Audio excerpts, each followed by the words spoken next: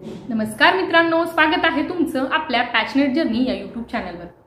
आजचा विषय खूप महत्त्वाचा आहे, त्यामुळे व्हिडिओ शेवटपर्यंत बघा। तर मागे मी एक व्हिडिओ बनवला होता आणि तुम्हाला सांगितलं होतं की फर्स्ट फेज आपली संपली आहे आणि आता सेकंड फेजला सुरुवात होणार आहे। परंतु सेकंड फेजला मी म्हटले म्हणजे सेकंड फेजला सुरुवात होईल किंवा अन्य कोणी म्हटलं म्हणजे सेकंड फेजला सुरुवात होईल का, तर घरी बसून तर अजिबात होणार नाही मित्रांनो। कारण शिक्षक भरतीचा एक नियम आहे की तुम्ही घरी बसून किंवा त्यांनी सांगितलं म्हणजे ती मिळतं असं नाहीये। मागितल्याशिवाय किंवा त्यासाठी प्रयत्न केल्याशिवाय शिक्षक भरतीमध्ये तुम्हाला काहीच मिळत नाही। नियमाप्रमाणे फर्स्ट फेज म्हणजे पहिला टप्पा झाल्यानंतर दुसरा टप्पा होणं अपेक्षित आहे आणि तुम्हाला माहित आहे की दुसरा टप्पा होण्यासाठी तो दुसरा टप्पा या येत्या विधानसभेच्या निवडणुकीपूर्वी होणं अपेक्षित आहे। जर विधान परिषदेची एकदा निवडणूक लागली किंवा निवडणूक लागली म्हणजे आचारसंहिता लागल्यानंतर तर पुढे काही होणारच नाही, परंतु निवडणूक झाल्यानंतर देखील हा टप्पा होणार नाही। मग त्यापूर्वीच होण्यासाठी आपल्याला घरी बसून काहीच होणार नाही। मग आता आपल्याला प्रयत्न करायला हवे। मी तुम्हाला मागे देखील म्हटले आहे, तुम्हाला आता बऱ्याच जणांना माहिती असेल उद्याच्या बद्दल, तर मी मागेही म्हटले आहे की प्रयत्न तर प्रत्येकाला करावेच लागणार आहे। आणि आता आपल्यातल्याच काही अभियोग्यताधारकांनी उद्या म्हणजे 20 ऑगस्ट रोजी पुणे आयुक्त कार्यालयासमोर आंदोलन करण्याचं ठरवलं आहे। आणि मग आपल्याला काय करायचंय, तर आपल्याला या आंदोलनामध्ये सहभाग घ्यायचा आहे। आता गेल्या काही दिवसांपासून माझ्या कमेंट बॉक्समध्ये मेसेज येत आहेत की मॅडम तुम्ही येणार का आंदोलनाला, तुम्ही या। तुमचं बरोबर आहे की आंदोलनाला मी यायला पाहिजे किंवा आंदोलनाला प्रत्येकाने यायला पाहिजे। परंतु आता तुम्हाला माहिती आहे की मी जॉईन झालेले आहे आणि मला तेवढ्या सुट्ट्या मिळणं शक्य नाही किंवा माझ्या मागे फॅमिली, माझं छोटं बाळ आहे, तर मी नाही गेले कारण की माझं ऑलरेडी सिलेक्शन झालेलं आहे। परंतु आता ज्यांचं 2 मार्काने 3 मार्काने झालंय किंवा आता जे इंटरव्ह्यूच्या राऊंडमध्ये गेले होते जिथे ज्यांना पैसे मागितले, तुम्हाला माहिती की इंटरव्ह्यूच्या राऊंडमध्ये बऱ्यापैकी आर्थिक व्यवहार होत आहे, म्हणजे विथ इंटरव्ह्यूमध्ये संस्था सर्रास पैसे मागत आहे। मग आता तुम्हाला हीच एकमेव संधी आहे मित्रांनो, 10% जागा, त्याचबरोबर ज्या संस्थांनी जाहिराती दिल्या नव्हत्या त्या जागा आणि रिक्त आणि अपात्रचा जो राऊंड आहे, जवळजवळ जर तिन्ही मिळून विचार केला तर 6 ते 7 हजार जागा येणं अपेक्षित आहे।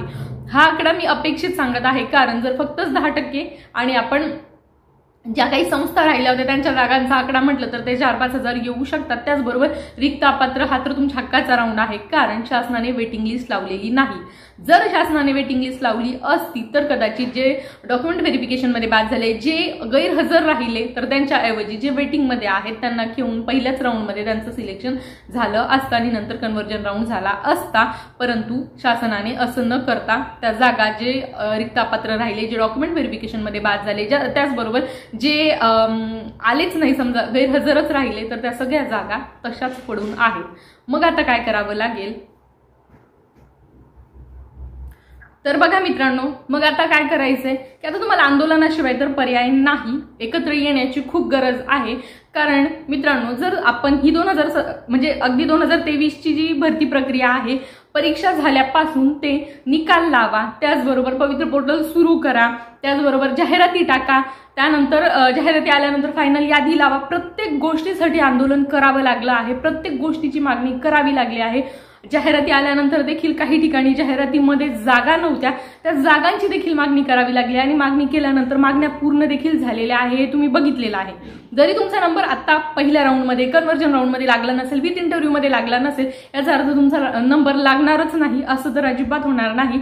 जर तुम्ही 2-2, 3-4 मार्कांनी जर तुमचं मेरिट राहिलेलं असेल तर ही तुम्हाला सुवर्ण संधी आहे। कारण आंदोलन जर केलं तर दबाव निर्माण होणार आणि दबाव निर्माण झाला तर याच महिन्यात जाहिराती येऊन पुढचा राऊंड लागेल।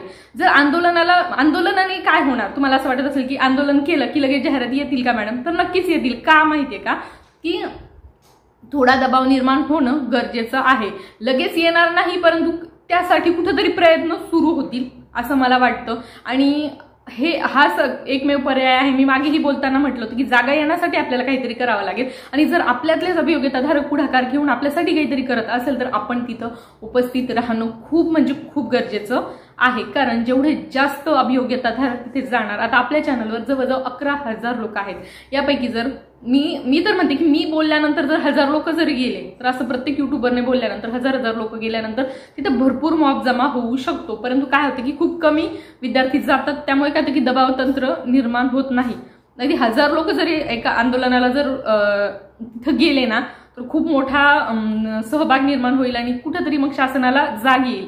कारण तुम्हाला माहिती आहे की जोपर्यंत आपण कुठली गोष्ट मागत नाही किंवा त्या गोष्टीसाठी कुठेतरी आवाज होत नाही, तोपर्यंत शासन आपल्यासाठी प्रयत्न करणार नाही. आता रयतच्या बाबतीमध्ये मला बरेचसे जण म्हणे की मॅडम रयतच्या बाबतीत बोला, तुम्ही बघितलं त्यांचं 13 ऑगस्ट पासून आंदोलन सुरू होतं. मला जसा जसा वेळ मिळतो तसं मी त्या गोष्टीबद्दल व्हिडिओ बनवते, पण तिथं मला एक गोष्ट थोडीशी हे झाली की तिथं ते लोक आंदोलन करत आहेत, परंतु संख्या मला खूप कमी दिसली. जवळजवळ 800 विद्यार्थ्यांची, आपल्या 800 शिक्षकांची तिथे रयतमध्ये निवड झाली आहे, परंतु बाकीच्यांनी तिथं त्यांचं जाणं हे प्रत्येकाचं काम होतं. कारण जर 800 उमेदवार जर तिथं हजर राहिले असते एका दिवसामध्ये, तर तुमच्यासाठी असं नाही की कोर्टाचा स्टे म्हणजे तुम्ही गेल्यावर कोर्टाचा स्टे उठेपर्यंत काही होणार नाही, असं नाही मित्रांनो. तुम्ही जर, कारण की तो जो रयतच्या बाबतीमध्ये जी गोष्ट घडलेली आहे त्यामध्ये रयतच्या विद्यार्थ्यांची कुठंच चूक नाहीये ना, रयतच्या शिक्षकांची कुठंच चूक नाहीये, ते पोर्टलद्वारे गेलेले आहे आणि जो स्टे आहे समजा त्या बाबतीमध्ये तो तिथल्या रयतच्या शिक्षकांनी घेतलेला आहे आणि आपण पोर्टल थ्रू गेलेलो तर त्यांच्या ह्याच्यावर काहीतरी तोडगा निघायला हवा. सगळे टॉपर्स आहेत ते, म्हणजे तुम्ही सगळे टॉपर्स आहात, मी रयतच्या बाबतीतच बोलते, सगळे टॉपर्स आहेत. जर एक साथ सगळे जर 800 ऐवजी 500 जरी गेले असते, जरा बाकीच्यांचा काही अडचण असू शकते, तर किती मोठा फरक पडला असता, दबाव तंत्र निर्माण झाला असता. म्हणजे हा फरक पडतो हे मला तुम्हाला सांगायचं आहे. त्यांच्या बाबतीमध्ये तर कन्सर्न प्रत्येकाला आहे, कारण की खरोखरच जास्त मार्क्स घेऊन आज एवढे महिने झाले, 6 महिन्यापेक्षा जास्त झाले, परंतु त्यांना अजूनही नियुक्त्या मिळालेल्या नाही. त्यासारखी दुःखाची बाब कुठली नाही, कारण की आम्ही स्वतः त्यामधून गेलेलो आहे. तुम्हाला माहिती आहे की सिंधुदुर्गमध्ये ऑलरेडी आम्हाला 3 महिने लेट नियुक्त्या मिळाल्या. त्या 3 महिन्याच्या कालावधीमध्ये कशी सिच्युएशन होती की आपल्यासोबतचे जॉईन आहेत आणि आपण घरी आहोत, ते खूप हे होतं, पण त्या तुलनेमध्ये आम्हाला मिळाल्या. आणि आता यांना 6 महिने पूर्ण होत आहे, तर त्यांना वाटणं साहजिक आहे. मग आता त्यांना ऍटलिस्ट नियुक्त्या मिळालेल्या आहेत, त्यांचं कोर्टामध्ये अटकलेलं आहे, पण आपल्याकडे अजून नियुक्त्याच नाहीये. मग त्या मिळवण्यासाठी कमीत कमी ऍटलिस्ट इन होणं गरजेचं आहे. का की तुम्हाला वाटत असेल की जोपर्यंत तुम्ही इन होणार नाही ना मित्रांनो, त्यानंतर तुम्ही सगळ्या गोष्टी करू शकतात. इन होणं महत्वाचं आहे. मग त्यासाठी काय करावं लागणार आहे, कारण आता शांत राहिलं तर 10% विसरा, आता शांत राहिलं तर 10% विसरा, कारण यानंतर सरकार बदलणार आहे.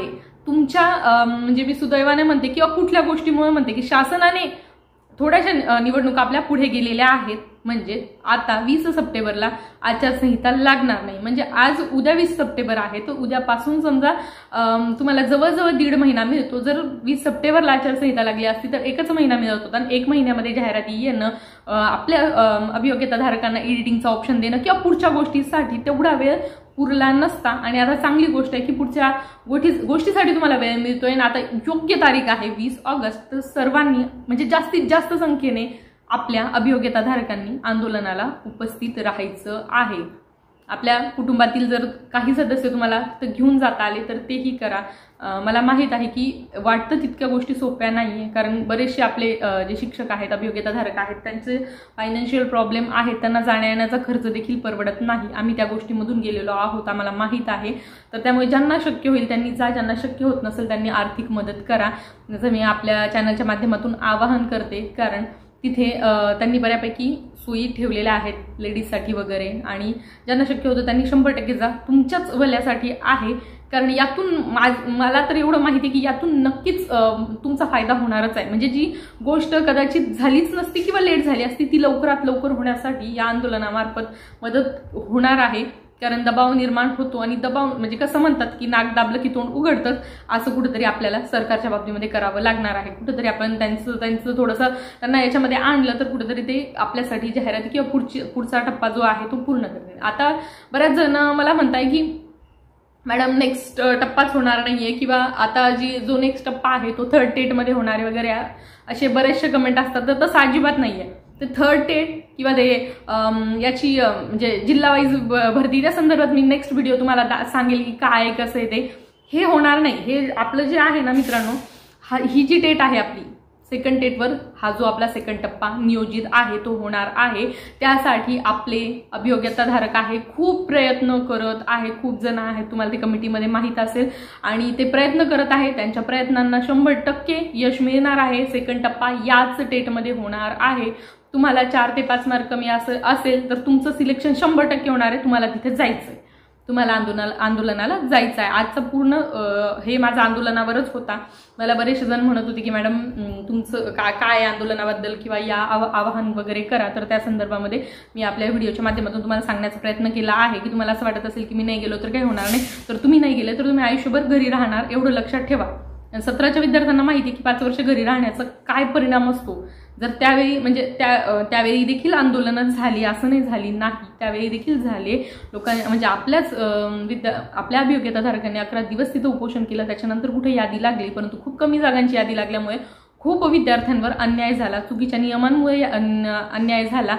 आता देखील ही संधी मिळत असेल आणि अजून 5000 जागा जरी भरल्या गेल्या तर तुम्ही विचार करा की किती म्हणजे ज्यांना आता 1 आणि 2 मार्कांनी राहिलेला आहे।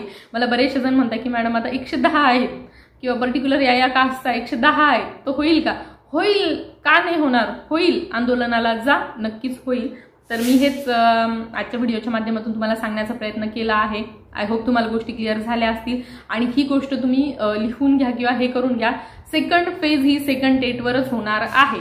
थर्ड टेटसाठी कदाचित सगळे शिक्षक भरतीचे नियम बदललेले असू शकतात, कारण ज्या प्रकारे आता आपले शिक्षण मंत्री वक्तव्य करत आहेत तर त्यामुळे तुम्ही समजून घेऊ शकता की थर्ड टेटच्या बाबतीत काय होईल। आता मला साधन व्यक्तीबद्दल पण सगळेजण विचारत आहेत, तर साधन व्यक्ती, थर्ड टेट, त्याचबरोबर जिल्हा वाईज भरती, या कुठेतरी सगळ्या गोष्टी थर्ड टेट नंतरच होतील असं मला आता थोडंसं चित्र दिसत आहे। मग त्याचमुळे आता आपल्याला सेकंड फेज 10% जागा म्हणजे सेकंड फेजमध्येच येतील त्या 10% जागा, ज्या संस्था राहिल्या होत्या त्यांच्या जागा, आणि त्याचबरोबर रिक्त आणि अपात्र राहून या सगळ्या जागांसाठी आपल्याला प्रयत्न करायचे आहेत। तर आय होप तुम्हाला गोष्टी क्लिअर झाल्या असतील, आणि गोष्टी क्लिअर झाल्या असतील तर आंदोलनाला जा, व्हिडिओ जास्तीत जास्त शेअर करा, आणि ज्यांना शक्य नसेल त्यांनी आर्थिक मदत करा। ज्या ठिकाणी मदत वगैरे करायची आहे तर मी आपल्या टेलिग्राम चॅनलला टाकून देईल, तुम्ही या व्हिडिओच्या डिस्क्रिप्शनमध्ये टेलिग्राम चॅनलची लिंक आहे, तिथं जा, जॉईन करा आणि आंदोलनाला जा। चला तर मग मित्रांनो, पुन्हा भेटूया अशाच नवीन अपडेटसोबत, व्हिडिओसोबत। तो यासाठी तुम्ही अजूनही आपलं पॅशनेट जर्नी हे चॅनल सबस्क्राईब केलं नसेल तर पटकन सबस्क्राईब करून घ्या, आणि त्याच्या बाजूचा बेल आयकॉन देखील नक्की प्रेस करा, म्हणजे तुम्हाला माझ्या येणाऱ्या सर्व व्हिडिओची नोटिफिकेशन वेळेत मिळत जातील। चला तर मग मित्रांनो, पुन्हा भेटूया अशाच नवीन अपडेटसोबत, तोपर्यंत चॅनलसोबत राहा। धन्यवाद।